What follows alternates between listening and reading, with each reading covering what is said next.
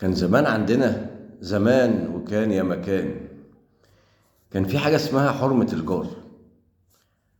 لما في جار عندك مات، لو في آخر الشارع عندك، يجي أبوك يقول لك ما تولعش التلفزيون، عيب، ده الراجل ميت. أمك ما تقدرش تلبس ألوان وهي طالعة، ما تقدرش تغني وأنت ماشي في الشارع، الراجل ميت. تلاقي الشارع كله طلع خد اجازه من شغله، واللي يرش رمله واللي يجيب كراسي واللي يجري يقول له جبته كفن واللي يجري، وكله يقف مع بعضه. لو ما عندوش اهل تلاقي الشارع كله واقف ياخد العزاء. دلوقتي في البيت عندك في العماره تنزل على السلم تقول هو مين اللي مات؟ يقول لك الحاج فوزي في الدور التالت. واحنا معانا الحاج فوزي؟ اه، الله يرحمه. ما تلاقيش حد قاعد، كل واحد قاعد في بيتهم ومشغلين اغاني والتلفزيون عادي. ما بقاش في حرمه للجار. يجي جارك يلاقي كيس وهو معدي وحاطط كيس زباله عند بيتك، طالما بعيد عن بيته هو ملوش دعوه.